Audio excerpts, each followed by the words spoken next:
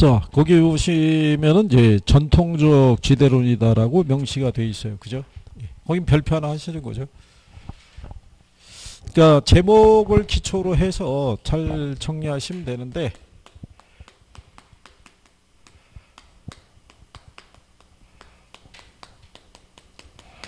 일단 이제 지대론에서 가장 대표적인 게 리카도의 차액지대를 얘기를 해요. 예. 그래서 여러분들에게 지대론에서 문제를 출제하면요, 한두 번을 제외하고는 1번 지문이 차액지대예요. 예, 근데 이 차액지대에서는 아까 그 지대를 바라본 관점이 경제적 잉여가 아닌 생산비라고 틀리게 준 것 있죠. 예, 그거 말고는 틀리게 지문이 나왔던 적이 없어요. 리카도의 논리는 다 1번으로 나와서 다 맞는 지문으로만 구성을 해줬어요. 대부분. 근데 이제 그게 한 번 정도로 또 바뀔 수도 있는 거예요. 그게. 출제자들이 이제 의뢰, 당연히 이렇게 인식을 시켜준 다음에 한번 슬쩍 바꿔주는 거예요. 그런 것만 좀 유념하시면 돼요. 그죠? 그런 것만. 그리고 이제 여기서부터는 이제 학자들이 많이 등장하죠. 학자들이. 그래서 학자들을 구분하는 것도 필요해요. 학자들이. 그래서 누구에 의한 지대론이냐. 예, 그렇게 해서 출제를 하니까. 괜찮아요. 우리가 뭐. 근데 이제 요즘 뭐 학생들 보면 자기가 좋아하는 무슨 가수나 뭐 아티스트 있으면은 뭐 칼같이 기억하지 않나요? 그렇지 않나요? 누가 가르쳐 준 것도 아닌데 그 어려운 이름을 다 일일이 기억해 갖고 하다못해 걔들 생일도 기억하고 다 기억하잖아요. 그죠? 왜? 아빠 엄마 생일은 언제지는 기억은 안 나도 그거는 뭐 확실한 정보에 교감이 있는 거죠. 그렇죠? 그래서 요즘은 보면 그래서 부모가 같이 따라가는 경우도 있고, 그렇죠? 아예 그걸 말린다고 될 것도 아니고, 그러니까 참 세태가 많이 달라진 거죠. 아주 오래전에는 왜 시골 바다 무슨 악극단 다닐 때 그거 쫓아다니면 거의 뭐 죽음이었는데 지금 세태가 많이 바뀌어서 요즘 뭐 BTS 모르고 그러면은 거의 뭐 취급도 못 받는다 그러니까, 그죠? 그게 나이 먹어서 그게 무슨 BTS가 뭔지를 어떻게 알겠어요, 그죠? 그러니까 참 그걸 또 해야 된다는 게 현실이란 얘기죠. 자, 여기 보면 리카도의 무슨 지대요? 예. 자, 여기 리카도라는 사람은요, 거기에 보시면은 일단 제일 중요한 게 뭐냐면 지대 발생 원인이에요. 이 사람은 지대라는 것은요, 생산물 가격에서 뭐를 빼고 남은 게, 생산비를 빼고 남는 게 지대라고 본 거예요. 그죠? 근데 모든 토지의 생산비는 똑같은 거예요. 생산비는 일정하면 그러면 지대라는 거는 뭐에 의해서? 생산물 가격의 차이에서 발생한다는 거죠. 그러면 결국은 생산성의 차이에 의해서 뭐가? 지대가 발생한다고 얘기를 해요. 거기에 여러분들이 보시면 그 지대라는 것은 생산 가격 면에서 우등지하고 열등지의 차익이 지주에게 지불되는 대가라는 것이다, 이런 얘기죠. 그렇죠? 그럴 때 거기에 보시면 자, 지대가 발생하는 근거를 토지의 비옥도, 토지의 희소성, 수학 체감의 법칙이라고 세 가지 다 이랬죠. 그걸 밑줄 치시는 거예요. 그래서 이 사람이 얘기하는 지대 발생 요인은요, 그 토지의 어디에 의해서? 비옥도. 비옥한 토지의 희소성, 그 다음에 수학, 체감, 현상 또는 법칙, 요거를 다른 말로 한계 생산물 체감의 법칙이라고도 얘기를 해요. 이거는 뭐 다음에 하셔도 되고, 요게 시험상에서 요 표현을 쓰면서 유도를 해요. 이게 누구의 논리인가에 대해서. 그죠? 그래서 거기 논리를 보면요, 리카도에 의하면은 곡물 수요의 증가가 재배 면적을 확대하게 된다라고 해놨죠. 이 경우에 따라서 열등지하고 우등지가 발생하는데, 이때 지대는 한계지를 기준해서 이보다 생산력이 높은 토지에 대한 대가를 뭐라 그런다? 그걸 지대라고 얘기를 해요. 지대. 이게 나중에 여러분들이 감정평가론에 가격 재원칙에 가서 수익 배분의 원칙이라고 있어요. 예.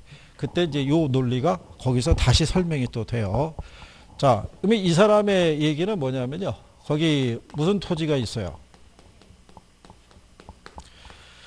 한계지가 있는데요. 한계지는 생산물 가격에서요.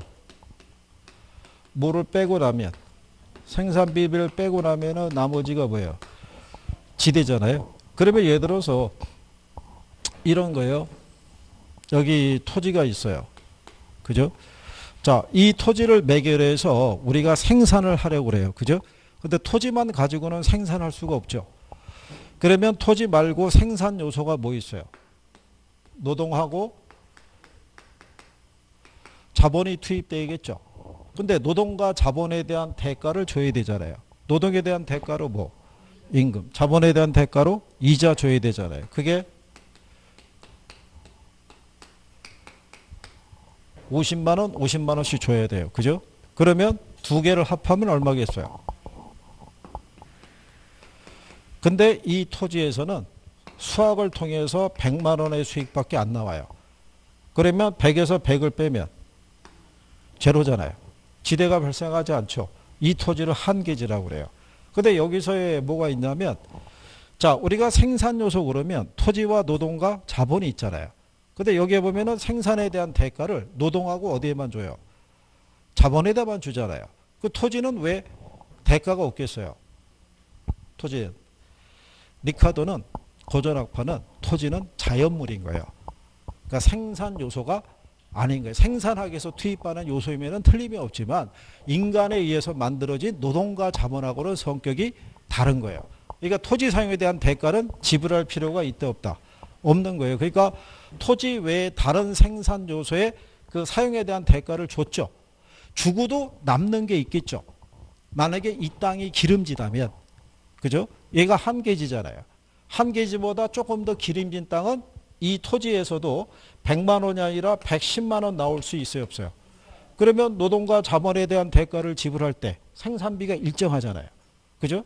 그러면 남는 게 있으면 그게 잉여이자 불로소득이 된다는 거예요. 무슨 말인지 아시겠나요?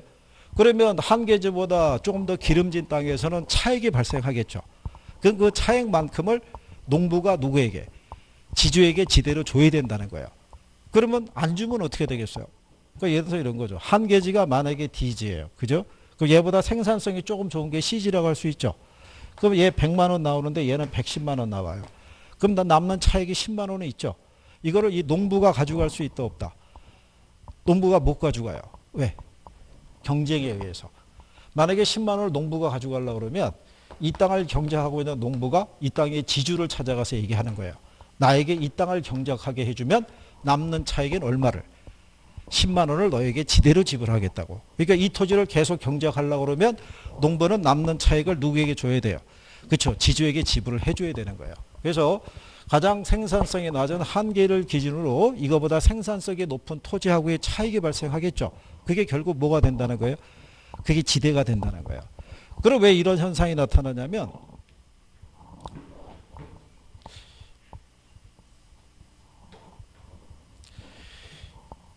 이게 리카도가 대표적인 영국학자예요. 영국학자인데 그 당시에 이제 영국하고 프랑스 간에 나폴레옹 전쟁이라고 혹시 아시나요? 예전에 그 전쟁이 발생한 거예요. 근데 전쟁 중에는 우리가 농사를 편하게 경작하거나 그러기 쉽지가 않죠. 근데 그때 누가 있었냐면 지주가 있었어요. 그죠? 예. 근데 요 지주들은 놀 줄은 알았지 일하는 거하고는 아주 담을 쌓고 지내는 사람이죠. 그렇지 않겠어요? 그런데 문제가 뭐냐면 농사를 제대로 못 지으면 뭐가 발생하지 않아요. 수익이 발생하지 않잖아요. 그죠? 그랬을 때 영국에서는 주요 그 식량이 뭐였냐면 밀이었어요. 밀이었는데 이 중에 수입을 80을 했고요. 자체 생산을 20만 했어요. 이렇게 해서 밀에 대한 수요가 충당이 됐는데 이때 지주들의 입장에서는 수입이 줄어드니까 의회에서 법을 만든 거예요.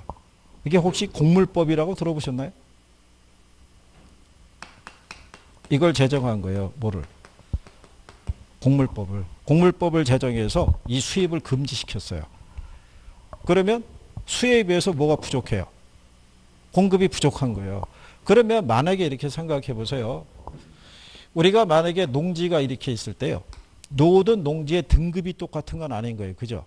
그러면 A라는 등급의 토지가 있고 B라는 등급, 이렇게 C라는 등급 나눠질 거 아니겠어요? 근데 초기에는 요것만 생산하면 됐을 때는 농부는 전체 토지 중에서 같은 생산비가 들어가더라도 뭐가 좋은 땅, 수확이 제일 좋은 땅부터 경작할 거 아니에요. 그죠? 그래서 A지만 경작을 한 거예요. 근데 A지 중에서도 일부만 경작해도 충분히 충당이 된 거예요.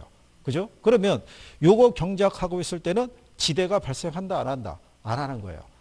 농부에게 만약에 지주가 지대를 요구하면 농부는 놀고 있는 땅을 경작해서 옥토로 만들어주는 것만 해도 감사해야지. 거기서 사용료까지 달란 얘기냐? 그러면서 네 땅에서 경작 안 해. 그리고 다른 데로 옮겨가서 경작을 하는 거예요. 그러니까 A지를 경작할 때만 하더라도 뭐는 성립되지 않는 거예요. 지대는. 근데 공물법이 제정이 돼서 뭐가 금지되는 거예요. 수입이. 그러면 요것만 경작해 갖고는 늘어나는 이 수요가 감당이 안 될 거 아니에요. 그러면 경작 면적이 어떻게 돼요? 그렇죠? 그러면 A지하고 B지 사이에는 생산성의 차이에 의한 차익이 발생할 수 있어요, 없어요? 있을 거 아니에요. 그때 비로소 지대가 만들어진다는 거예요. 그래서 거기에 나온 대로요. 그 리카도의 차익지대 보면 동그라미 2번에 뭐라고 해놨냐면 리카도에 의하면 곡물 소유의 증가가 재배 면적을 확대하게 되며 이렇게 나오잖아요. 그러면서 우등지하고 열등지가 발생한다 이렇게 해준 거예요. 그래서 그 생산성의 차이에서 뭐가 지대가 발생하더라 이런 얘기가 되는 거예요. 이해하시겠나요? 그러니까 결론적으로 제가 이렇게 여러 개를 설명해 드려도 결국은 핵심은 차익이에요. 무슨 차이에 의한? 비옥도의 차이에 의한 그 차익이 결국 뭐가 된다는 거예요? 지대가 된다는 거예요. 그죠? 근데 이 리카도의 차익지대 있죠? 거기 보면 149쪽의 맨 상단에 가면 차익지대는 토지의 무슨 문제를 경시했다고 그래요? 위치 문제를 경시했다고요. 비옥도 자체가 아닌 비옥도의 차이에만 중점을 뒀고 한계지에서도 한계지의 또 다른 표현을 최열등지라고 그래요. 거기서도 지대가 발생할 수 있다는 것을 이 사람은 설명하지 못했어요. 그 한계에 대해까지 정리하시면 될 거예요. 그 다음에 두 번째로 나오는 게 T넷의 무슨 지대라는 거예요? 위치 지대라는 거예요. 근데 여기도 제목이 뭐예요? 근데 나중에 여러분들이 배우시겠지만은 T넷의 고립국 이론이라고 있어요. 그죠? 예. 이 고립국 이론의 기초에서 무슨 개념이 만들어진 거냐면 지대 개념이 성립이 됐다라고 생각하시면 돼요. 그죠? 예. 그래서 여기서도 중요한 거는 이게 되는 거예요. 지대 발생 원인이 있죠. 예. 우리가 지난번에 고립국 이론에 대해서 간단하게 설명해 드린 것 같은데 혹시 기억은 나시나요? 예? 어이없다는 표정이래요. 예? 아니 얘기는 그때 혹시 하긴 한 것 같은데 그죠? 뭐를 설명하면서? 고립국을 설명하면서 평야에 가상국가인 고립국이 있어요. 왜 고립국이냐면 외부하고의 교육이 없어요. 그래서 자체 생산해서 자체 소비하는 거예요. 근데 이 고립국 안에는 중앙에 단 하나의 소비도시, 시장이 있는 거예요. 중심이. 그러면 이 도시 안에서 이 국가에서 만들어진 모든 생산물은 여기서 거래돼요. 그죠? 근데 시장으로부터의 뭐가 존재하냐면 거리가 있겠죠. 그러면 시장으로부터 거리가 멀어지게 되면 뭐가 많이 들어가겠어요? 수송비가. 그죠? 그러면 상대적으로 지대로 지불할 수 있는 부분이 적어진다는 거예요. 근데 시장하고 가깝게 위치하면 어떻게 돼요? 수송비가 적게 들어가겠죠. 그러면 상대적으로 뭐가 비싸겠어요? 지대가 비싼다는 거예요. 그러니까 결국은 티넨의 논리는 뭐냐면 시장으로부터의 무슨 차이는 그렇죠? 위치의 차이가 거리의 차이를 낳게 된다는 거예요. 이게 결국은 무슨 차이를? 이게 결국은 수송비의 차이가 발생한다라고 얘기해 주는 거예요. 그래서 이 사람은 지대를요. 생산물 가격이 있죠. 여기서 생산비하고 뭐를 뺀 거. 예, 수송비를 뺀 게 지대가 되는데 여기서의 T넷의 논리는 뭐냐면 이게 일정하다는 거예요. 생산물 가격과 생산비가 일정하다는 얘기는 모든 토지의 비옥도는 똑같다는 거예요. 그러면 생산성은 똑같은데 왜 지대의 차이가 나오냐는 거예요. 그거는 시장으로부터의 뭐에 따라? 위치에 따라. 지대로 지불할 수 있는 크기가 달라질 거 아니에요. 그죠? 그러면 시장 가깝게 오게 되면 뭐가 비싸지겠어요? 그러면 땅값이 비싼 곳에서는 넓은 면적의 토지를 사용해서 작물을 경작하는 건 힘들겠죠. 좁은 면적의 토지를 사용해서 부가가치가 높은 작물을 경작해야겠죠. 뒤집어서 얘기하면 비싼 땅에서는 비싼 작물을 심어야 된다 이런 거예요. 그거는 현대 도시에도 그대로 적용이 돼야 안 돼요. 땅값 비싼 곳에서는 우리가 건물을 고층화시켜서 이용하잖아요. 토지 면적을 많이 사용하지는 못하죠. 그러니까 현대 도시에도 이 이론은 그대로 적용이 되는 거예요. 이해하시겠나요? 그래서 시장으로부터의 뭐에 따라 위치의 차이가 수송비의 차이를 낳게 된다는 거예요. 그래서 결론적으로는 시장 안쪽에 가면은 무슨 농업이? 집약적인 농업이. 외곽을 나가게 되면 무슨 농업이? 조방적인 농업이 이루어질 수밖에 없다라고 얘기하는 거예요. 그래서 그 내용을 그래서 거기 튀넨의 지대이론에 가시게 되면요. 토지의 비옥도만이 아닌 위치에 따라 달라지는 위치지대의 개념을 통해서 현대적인 입지이론의 기초를 제공했다라고 해놨죠. 그래서 여기서 영향받은 대표적인 이론이 알론소의 입찰지대 이론, 그 다음에 버제스의 동심원 이론, 이런 애들이 영향을 받았다라고 보시면 돼요. 그래서 거기 굵은 글씨로 해놨죠. 토지 생산물의 수송비 절약이 지대화된다는 주장이고, 동그라미 2번에 가시면 버제스의 동심원 이론, 알론소의 입찰지대론에 영향을 미친다라고 명시해 놓은 거예요. 그죠? 설마 그 위에 또 적거라 그러진 않았겠죠. 그러니까 자, 그러면 결국은 위치라는 단어가 나오면 누구 생각하면 돼요? 튀넨 생각하면 되는 거예요. 그죠?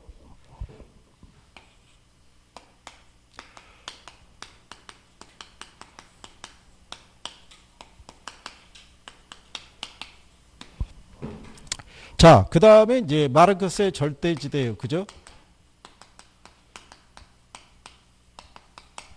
이 사람은 지대 발생 원인이 있죠. 예. 요거는 제도에 의해서 만들어진 거라고 생각하시면 돼요. 그죠? 여러분들이 아시는 마르크스라는 사람이 대표적인 공산주의 사상가잖아요. 그죠?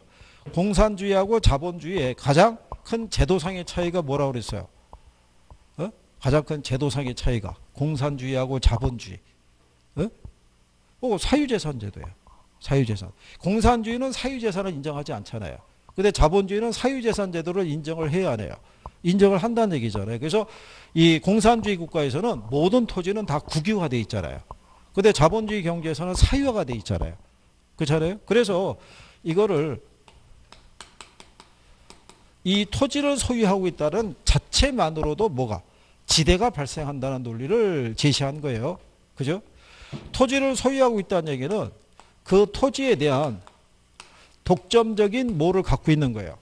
권리를 갖고 있는 거예요. 그러면 여기 있는 마르크스라는 사람은 그 토지에 비옥도라든가 위치에 관계없이 지대가 정당화될 수 있다라고 주장하는 거예요. 즉 무슨 얘기냐면 땅이 기름지든 위치가 좋지 않든 좋든 간에 남의 땅을 사용하면 대가는 줘야 된다는 거예요. 그게 마르크스의 무슨 지대? 절대지대. 그래서 제목이 뭐예요? 절대요. 이해하시겠나요? 그러니까 얘는 한계지에서도 지대는 성립하겠어요? 안 하겠어요? 당연히 할 수밖에 없는 거예요. 한계지 바깥에서는, 한계지 안쪽에서는 다 하는 거예요. 그러니까. 그죠? 그런데 저기 있는 리카도의 차액지대에서는 어디까지만, 한계지 안에서만 지대가 성립한다라고 주장하는 거예요. 이해하시겠죠? 네. 그래서 그 내용을 정리해 드린 거고요. 제목을 보면 구별할 수 있으시겠죠? 네. 그 다음에 이제 그 뒤로 돌아가시면 현대적 지대이론이라고 있죠. 거기 하면은 알론소의 무슨 지대라고 있어요? 입찰지대. 그죠? 예. 그래서 거기 보시면 의에 튀넨의 고립구기론을 도시공간에 적용해서 확장 발전시킨 것이다. 이렇게 해놨잖아요. 그죠? 근데 조건이 같죠. 수송비는 도심으로부터 멀어질수록 증가하고요. 재화의 평균 생산 비용은 동일하다는 가정을 전제한다고 했죠. 그거는 튀넨의 논리랑 똑같은 거잖아요. 튀넨도 모든 토지의 뭐는 비옥도는 똑같고 다만 수송비의 차이가 지대의 차이를 낳게 된다라고 주장을 한 거죠.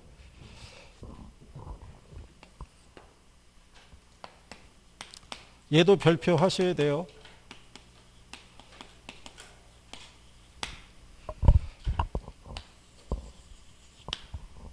왜냐하면 얘네 그 박스 형태로 물어보지 않고서는요, 얘네 셋만 가지고는 오지선다가 안 나와요.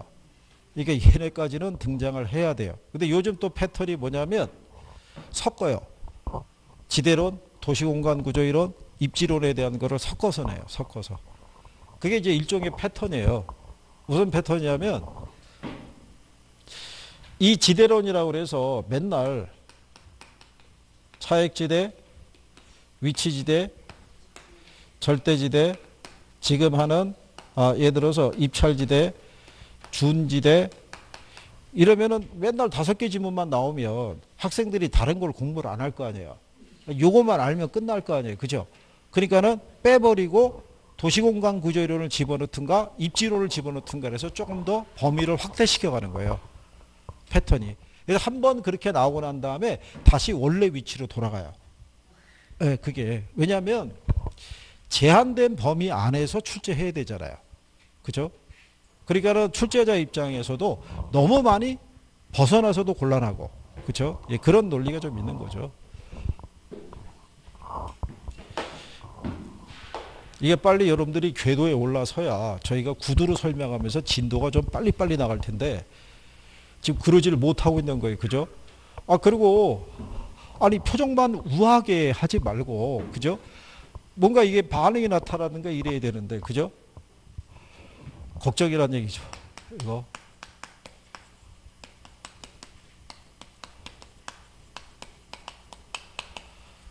자, 이번에 나가는 알론소의 입찰지대 있죠? 예, 누구의 이론에 영향을 받았다? 예, 튀넨의 고립국 이론에 영향을 받았다. 이것도 이제 똑같은 거예요. 알론소의 입찰지대 논리는요. 여기 도심에 위치한 토지가 있어요. 이게 이제 지대가 되고요. 이게 거리가 됐을 때. 근데 도심에 위치한 토지는 뭐가 좋으냐면 이게 좋아요. 접근성이 좋아서 뭐를 얻을 수 있냐면 이걸 얻을 수 있다고 그래요. 입지잉여라는 건 일종의 초과이윤이에요. 초과이윤인데 이 입지잉여라는 거는 경영을 통해서 얻는 이윤이 아니고요. 목이 좋아서 얻는 이윤이에요. 우리가 왜 장사하려고 그러면 뭐가 좋은 거를 찾아야 돼요. 왜 목이 좋은 걸 찾아야 되는 이유가 같은 비슷한 비용이 들어가더라도 거기서는 이윤이 더 커질 수 있는 거예요. 그죠? 그러면 이 토지를 차지하기 위해서 뭐가 발생할 수 있냐면 경쟁이 발생할 수 있다고 보는 거예요. 이 토지를 놓고. 그랬을 때 현재 이 토지의 지대가 얼마냐면 한 1,000만 원이에요. 1,000만 원. 1,000만 원인 상태에서 A, B, C에 세 가지의 업종에서 이 토지를 차지해서 경쟁을 펼치는 거예요. 그 왜 경쟁이 펼쳐지냐면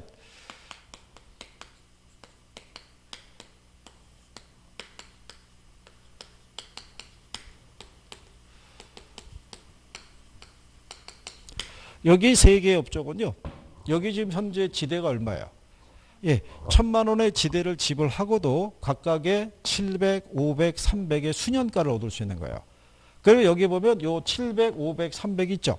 이게 일종의 초과이윤인 거예요. 무슨 이윤이다?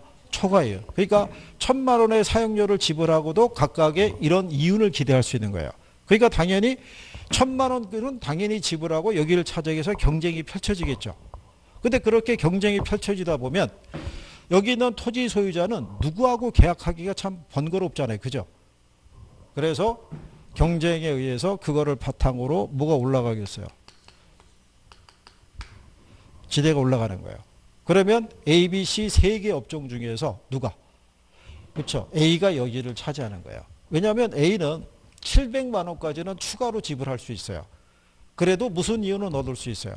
정상 이유는 얻을 수 있는 거예요. 그죠? 그러면 여기는 경쟁에서 A가 차지하는 거예요. 그러면 그 다음 토지는 역시 또 경쟁에 의해 가지고 1,500에 결정이 돼요. 그러면 B하고 C 중에는 누가?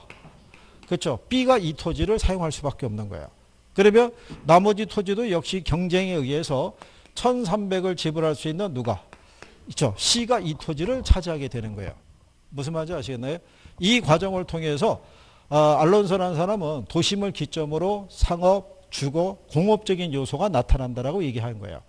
그러니까 무슨 능력에 따라 지대를 지불할 수 있는 능력에 따라 그죠? 토지 이용의 형태가 달라질 수 있어요, 없어요? 있죠. 그게 그 튀넨의 위치지대 논리를 바탕으로 해서 그래요. 튀넨하고 리카도의 가장 큰 차이점은 토지 이용을 어떤 이용으로 해야 되는지를 튀넨은 설명을 해줬지만 리카도는 그걸 설명을 못한 거예요. 아까 그 위치의 차이 있죠. 예, 그 차이가 반영이 안 됐다고 얘기한 거잖아요. 그 차이라고 보시면 돼요. 이게 무슨 말인지 아시겠나요? 그랬을 때 각 지점의 토지 사용자가 지불할 수 있는 최고 가격이 있죠. 그거를 선택해서 연결한 선을 우리가 입찰지대 곡선이라고 그래요. 입찰지대 곡선. 자, 그래서 그런 내용을 여러분들이 그래서 거기 151페이지 가면요.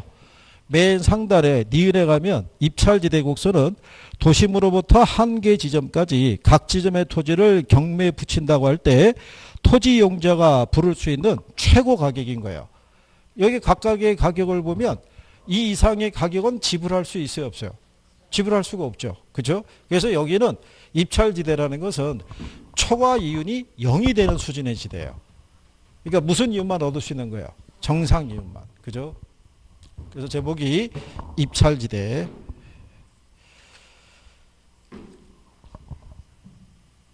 자, 그 다음에 이제 뒤로 넘어가시면요. 양가로 2번에 마샬의 준지대라고 해놨어요. 그죠?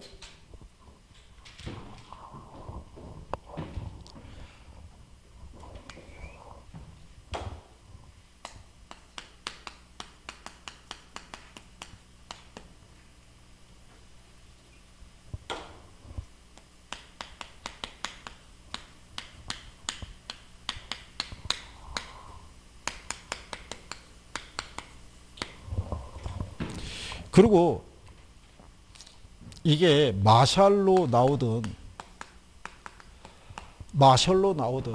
똑같은 거예요. 그죠? 우리가 발음 끼워보면 그죠?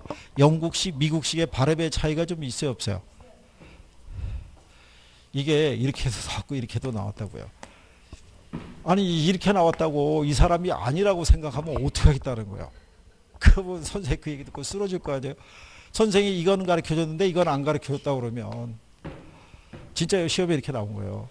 계속 마샬로 나오다가 마셜로 한번 등장한 거예요. 마셜로. 거기에 또 충격받은 사람이 있어요, 없어요? 있는 거죠. 마셜 아무리 봐도 들은 기억이 없는 거예요. 마샬은 들어봤는데 마셜은 들어본 적이 없는 거예요. 그죠? 쓰러지는 거죠, 진짜. 자, 이 사람은 유명한 경제학자라고 생각하시면 돼요. 아담스라든가 리카로든가 이런 사람들보다는 이 양반이 가장 유명하고 위대한 경제학자는 이 사람이라고 보시면 돼요. 경제학 강의를 통해서 수입 얻은 사람은 이 사람밖에 없어요. 리카도도 주식 중개인이었어요. 네, 그렇기 때문에 어쨌든 간에 이 사람에 비해서 아까 여러분들이 우리가 단기하고 장기 이거 안 했다고 그랬죠. 안 한다고 넘어간다고 그랬잖아요. 주택시장 쪽에서. 이 양반이 그 개념을 도입한 거예요. 단기하고 장기 개념을. 그래서 우리가 단기, 장기로 나눠서 해요. 나중에 간평 쪽에 가서 한번 보실 거예요. 자, 이 사람은 지대를 두 가지로 나눴어요.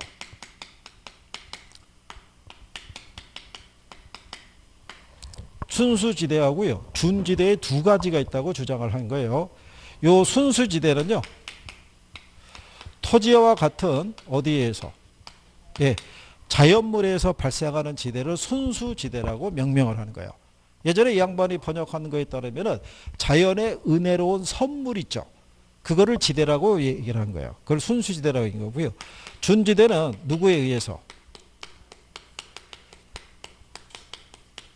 인간에서 만들어진 기계류 있죠. 예, 여기에서 발생하는 지대를 준지대라고 해요. 우리가 여기에 보시면 준이라는 표현이 있죠. 앞에서 여러분들이 준부동산이라고 배웠죠. 그때 준의 의미가 뭐라고 그랬어요? 이 준이 들어가면요, 이 뒤에 게 아니라는 거예요. 이게 엄밀히 말하면 지대의 성격을 얘기하는 건 아닌데 거기에 유사하게 이제 명칭을 갖다 붙인 거예요. 그래 우리가 지난번에 얘기해 드린 거죠.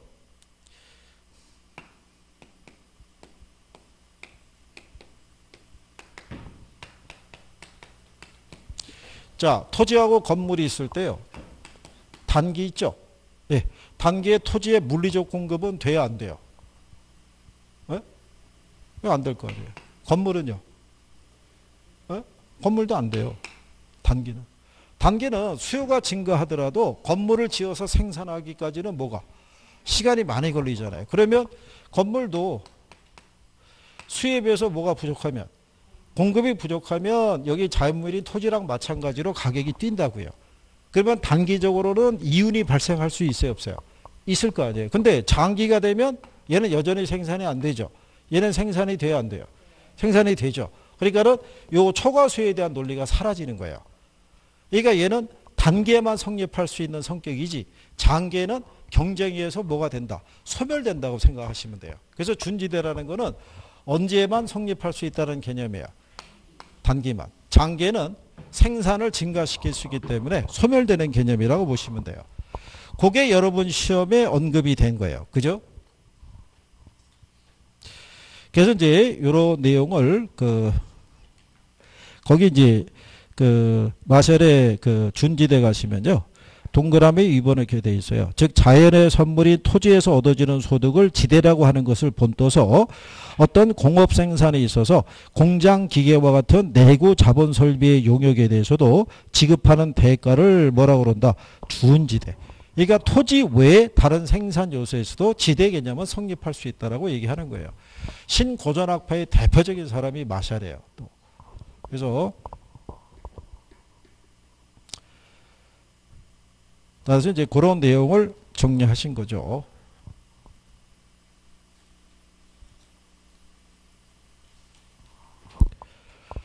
자, 그 다음에 이제 그 밑에 가시면은 파레토의 무슨 지대라고 있어요? 경제지대. 요거는 왜 여기까지만 이제 설명을 해드리는데 이게 시험에 지문으로 나왔어요. 그죠?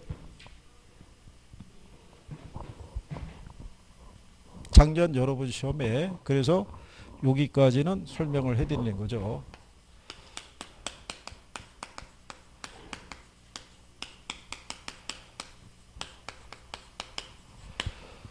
자, 파레토의 경제 지대를 가시게 되면요.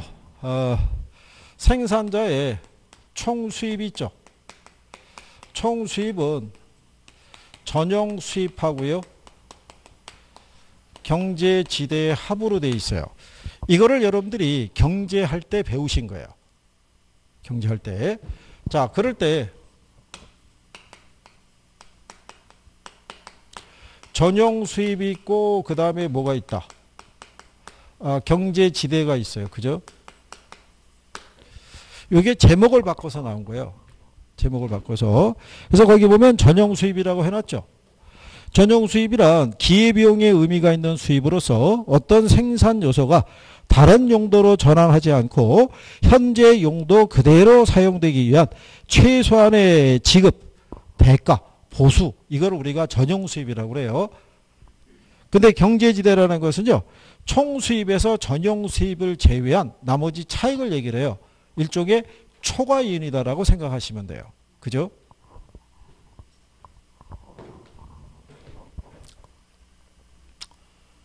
자,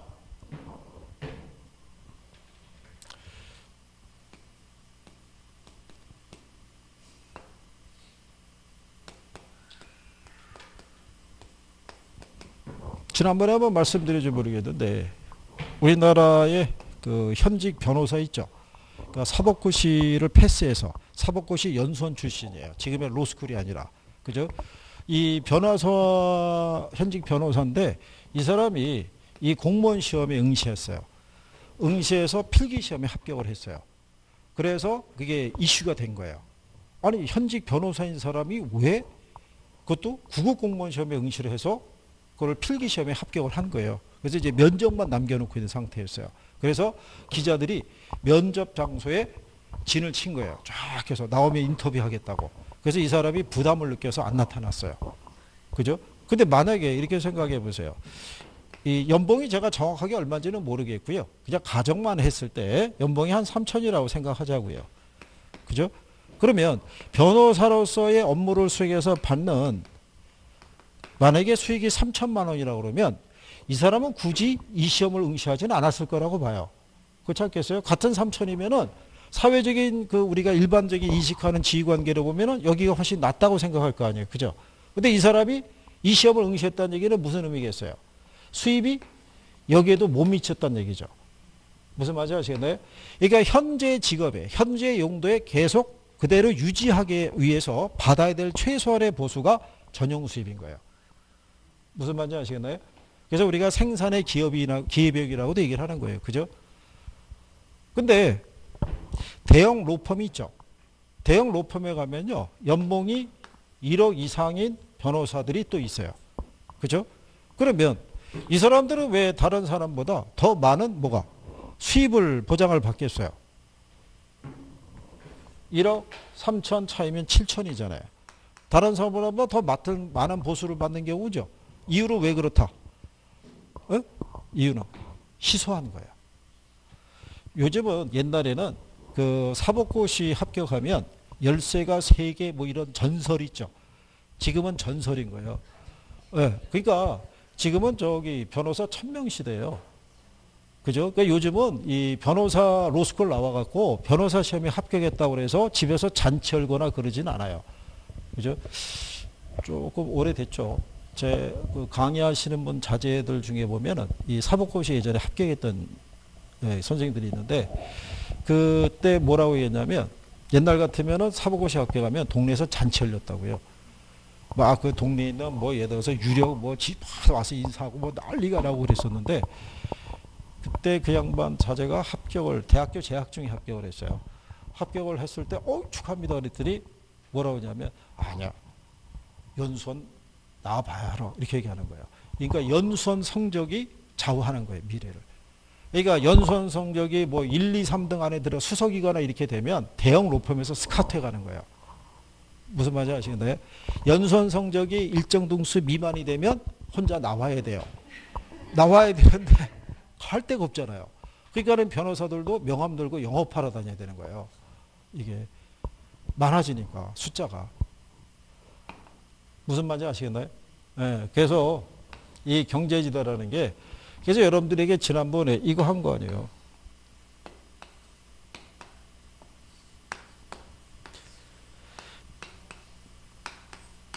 이렇게 돼 있죠.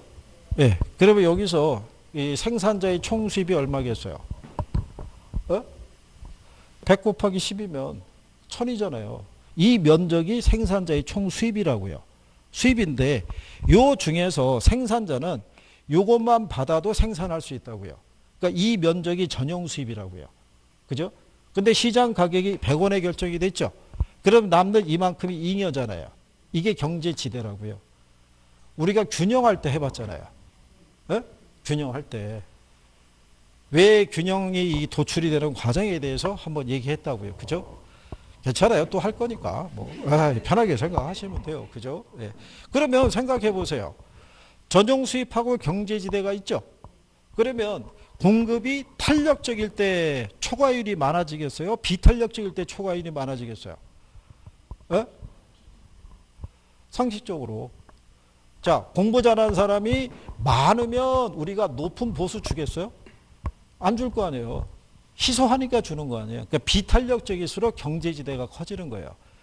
공급이 쉽게 못 늘어나는 거예요. 그죠? 무슨 말인지 하시겠어요? 이번에 우리나라 아마 이제 일본 선생님 그것도 얘기할 텐데 우리나라 왜 유현진 선수라는 친구가 이번에 메이저리그에서 계약을 했죠. FA가 되면서. 그때 8천만 불이잖아요. 우리나라 돈으로 치면 한 800억이 넘는 돈이잖아요. 그죠? 그럼 왜 그 친구가 그렇게 많은 보수를 받을 수 있겠어요? 그렇죠. 희소한 거예요. 그 정도의 실력을 갖고 있는 사람이 적으니까 높은 보수를 받아갈 수 있는 거야. 유현진 선수 같은 친구가 전 세계적으로 수천 명에 달한다 그러면 누가 그 연봉을 주겠어요? 그죠? 한 최저 연봉 주고 말을 거예요. 그죠? 이해하시겠나요? 그래서 중요한 거는 용어를 뭐 하는 게 중요하다? 그렇죠. 이해하면은 바뀐 걸 내가 바로 찾을 수 있을 거 아니에요. 여러분 시험에는 얘하고 얘 제목을 바꿨다고요. 경제지대란 그죠? 현재 생산에 계속 제공되기 위해서 받아야 될 최소한의 보수 이게 틀리게 준 거예요. 구별할 수 있으시겠죠? 잘 해주실 거라고. 그래요.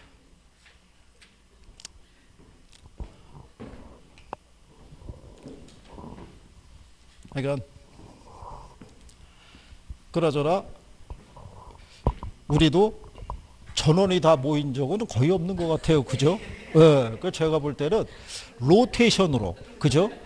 밖에서 여기 오기 전에 아마 카톡을 하거나 주고받았을 것 같아요. 야, 이번 주는 우리가 책임진다. 다음 주는 니네가 책임져. 그래서 몇 분씩 로테이션으로 도는 것 같아요. 그죠? 그러고 난 다음에 언제 한번 또 뭉치는 날이 있으면 선생님이 얘기하죠. 우리 왜 지난번에 지대론 할 때 하지 않았나요?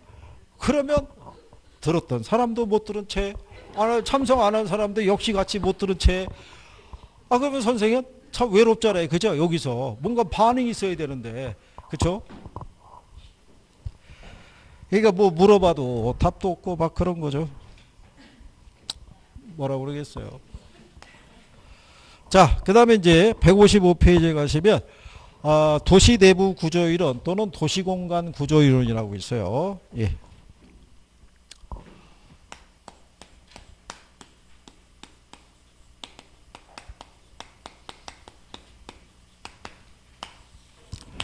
이게 또는 도시공간구조이론이라고 얘기하는데요. 예, 여기도 뭐가 설명하냐면요. 제목이 설명하는 거예요. 제목. 그죠? 그래서 이 도시 내부 구조이론의 논리는 뭐냐면 도시는 시간이 지나면서 팽창하게 돼 있어요. 그러면서 도시의 내부 구조는 변화를 겪게 되겠죠. 그렇죠? 근데 어떠한 형태로 그 변화가 발생하는지를 학자들이 분석해서 제시를 한 거예요. 그래서 거기 보면 동심원 이론이라고 해놨죠. 그러니까 얘는 도시의 팽창이 어떻게? 그렇죠. 일정한 원을 그리면서 도시가 팽창한다는 거예요. 그 다음에 두 번째로 나오는 게요. 뒤로 넘어가시면 자 157페이지에 가면 중간에 선형이론이라고 있죠. 상단에. 자 호이트의 선형이론은요. 그 선자가 부채 선자예요. 이게 결국은 도시라는 것은요. 방사형 이 도로 있죠. 예, 이 가로를 따라서 도시가 팽창한다고 주장한 게 선형이론이고요. 그 다음에 이제 뒤로 넘어가셔가지고 158페이지에 가시면 다핵심 이론이라고 있죠. 자, 그럼 얘는 제목대로예요. 도시의 팽창은 뭐를? 복수의 핵을 중심으로 도시가 팽창한다라고 주장하는 거예요. 그 기본적인 성격만 조금 알고 계셔도 내용 정리하기가 쉬우실 거예요. 그래서 제일 먼저 나오는 게요. 버제스의 무슨 이론? 예, 동심원 이론인 거예요. 자, 여기서는 얘까지도 기억을 해야 돼요. 학자 이름까지도. 학자 이름을 기초로 해서 2번 출제했어요. 그것도 박스 형태로. 그죠? 아니, 뭐 이렇게 나온 거예요. 첫 번째 박스는요.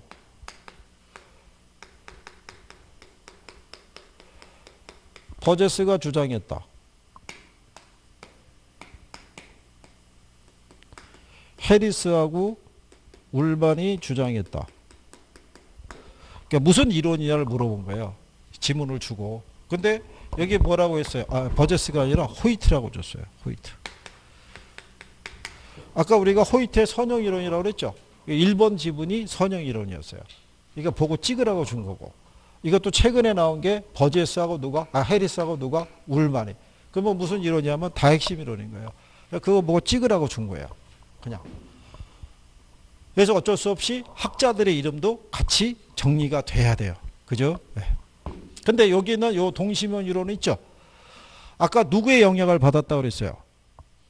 그렇죠? 티넨의 고립국 이론을 도시 공간 구조에 접목을 시킨 거라고 생각을 하시면 돼요. 거기 굵은 글씨로 명시해 놨죠? 예. 그래서 이게 도시가 성장함에 따라서 도시의 형태가 이제 달라지는데요. 그러니까 여기 보시면은 뭐 이런 거예요.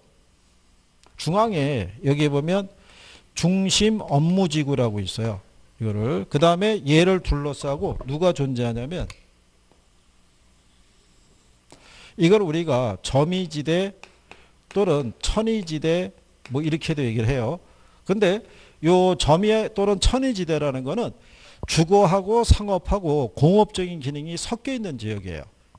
무슨 말인지 아시겠나요? 그 예전에 보면요. 서울의 그 용산에서 서울역 가기 중간에 삼각지라고 있어요.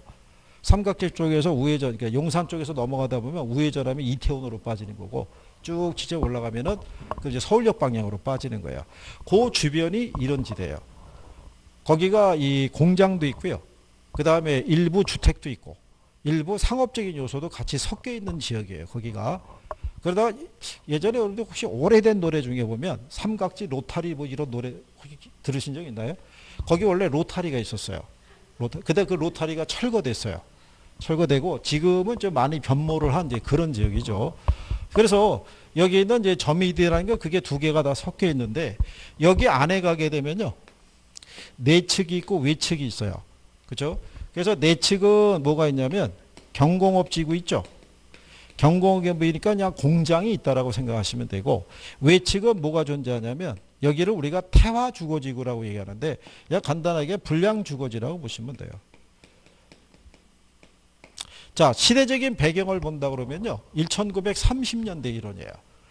1930년대는요. 미국의 해외 이주 노동자들 있죠. 이 사람들이 많이 들어오는 시기였어요. 그죠? 특히 아일랜드계라든가 그때 아일랜드에서는 그 기근 현상이 발생해서 아일랜드의 그 음식물이 뭐였냐면 감자였다고요. 근데 그 감자가 흉작이 된 거예요. 그러니까 더 이상 먹고 살 수 있는 게 없잖아요. 그거를 영국 정부가 니들 알아서 해라 이렇게 하는 과정에서 이 사람들이 미국으로 대거 이제 이주를 하기 시작한 거예요. 그래서 그 감자나 그 얽힌 이제 일화로 등장하는 게 기펜자라는 거예요.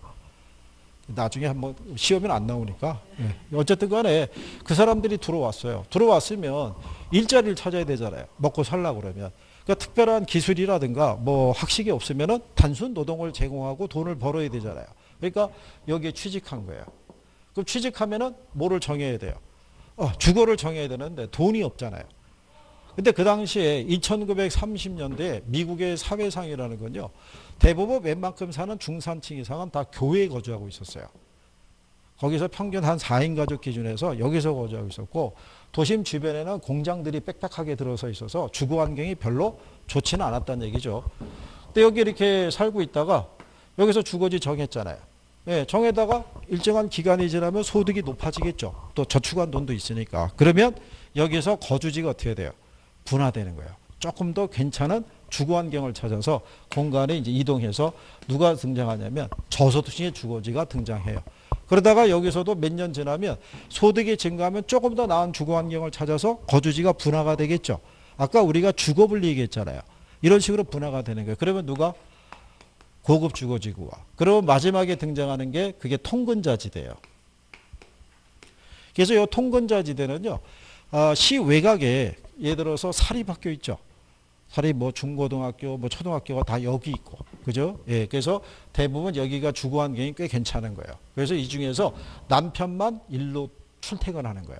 그래서 통근자 지대라고 얘기해 주는 거예요. 그래서 도심의 중심에서 외곽으로 나갈수록, 그죠? 주거 환경은 점점 더 어떻게 돼요? 개선이 되겠죠. 그래서 외곽으로 나갈수록 범죄나 빈곤이나 질병과 같은 도시 문제가 줄어드는 현상이 나타나는 거예요. 그래서 이렇게 일정하게 원을 그리면서 도시가 팽창한다는 것을 무슨 이론? 버제스의 동심원 이론이라고 보시면 돼요. 자, 그랬을 때 여기 그 156페이지 가시면요. 하단의 밑에서 두 번째 줄에 보면 이 이론에 따르면 점이지대는 중심 업무지구하고 저소득층 주거지구 사이에 위치하죠. 이 위치도 출제한 거예요. 이거. 그리고 여기 보면은 저소득층의 주거지역이 있죠. 얘가 고소득층의 주거지역보다는 도심에 가깝게 위치하죠. 이유가 왜 그렇다고 그랬어요? 왜? 일자리. 직장이 여기 있잖아요. 그러니까는 얘보다는 훨씬 더 어떻게 돼요? 직장을 구하기가 용이한, 직장 가까운 곳에 주거가 정해지는 거예요. 그래서 위치를 두 번 출제했어요. 점이지대의 위치와 저소득층의 위치 있죠. 예, 그래서 그거 위치 알아두시면 돼요. 그래서 옆에 상단에 가게 되면 동심원설에 의하면 중심지하고 멀어질수록 범죄, 빈곤 및 질병이 적어지는 경향을 보인다. 이렇게 명시해 놓은 거예요. 이해하시겠나요?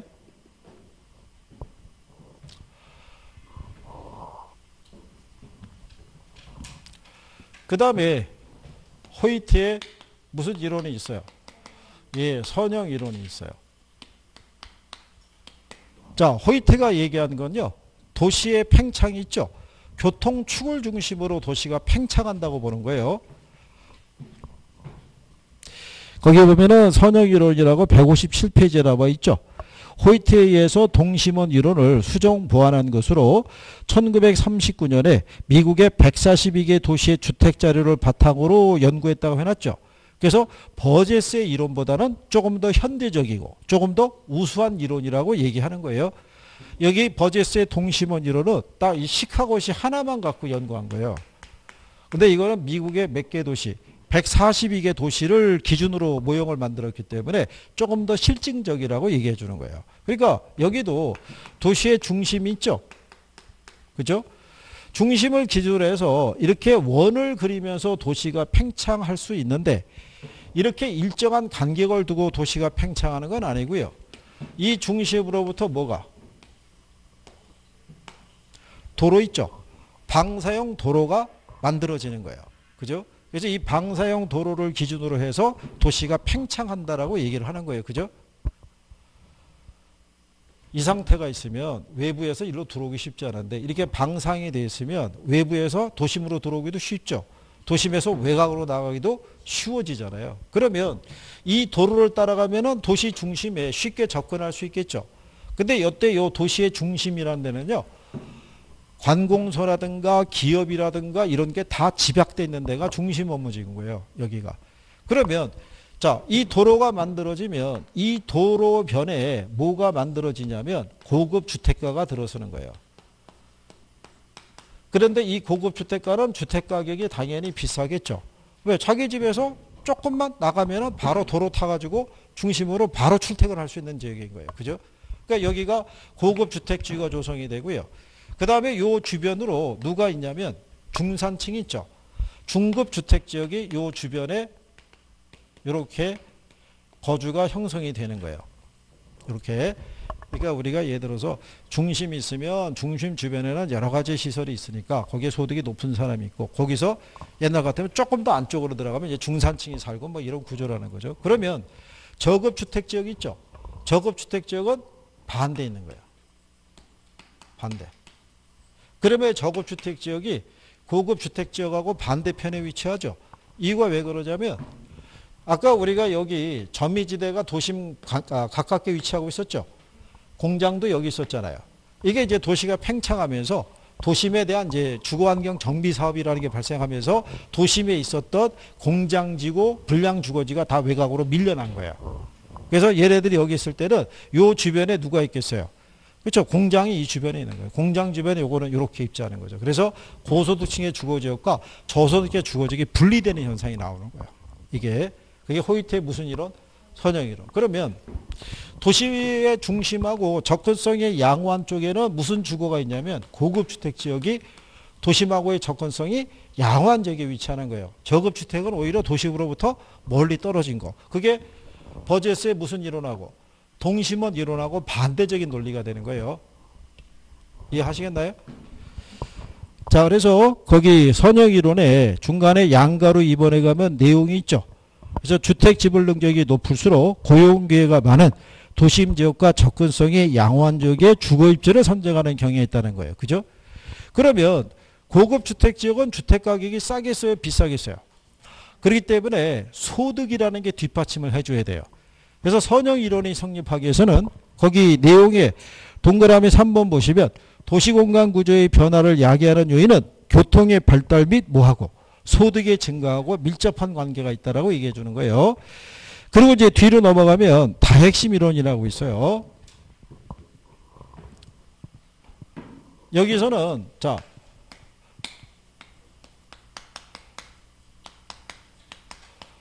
해리스하고 울만의 다핵심 이론이라고 있죠. 자, 여기는 제목대로 보면요. 여기는 동심원 이론하고 선형 이론은 도시의 중심이 하나밖에 없어요. 그러니까 단핵 도시를 가정하는 경우고요. 여기는 도시 안에 여러 개의 복수핵이 만들어진다는 거예요. 그 복수핵을 중심으로 도시가 팽창한다는 게 무슨 이론이다? 그게 다핵심 이론이에요. 그래서 여기서는 뭐가 발생하는 이유, 다액이 발생하는 이유 있죠. 예, 그거를 여러분들에게 인용을 해주는 거예요. 그죠? 그래서 거기 여러분들이 보시면 이 158페이지에 밑에서 두 번째 줄에 보면 다액이 만들어진 이유 중에 하나가 유사한 도시활동은 직접으로부터 발생하는 이익 때문에 집중하려는 경향이 있다 이렇게 해놨죠. 그것 때문에 하나의 타운이 조성이 된다고 보시면 돼요. 그죠? 그래서 여러분들이 제가 지난번에 뭐라고 그러냐면 왜 신촌에 대학가 이런 게 있잖아요. 신촌하면. 근데 그 대학가라는 게 가보게 되면 대학만 있는 게 아니죠. 대학교 주변에 뭐가 있어요? 주거가 있고 상업시설이 있고 그죠? 여러 가지에 대한 시설들이 거기 집약이 되는 거예요. 뭐가 있으니까. 대학을 중심으로 사람들이 모이기 시작하잖아요. 그죠?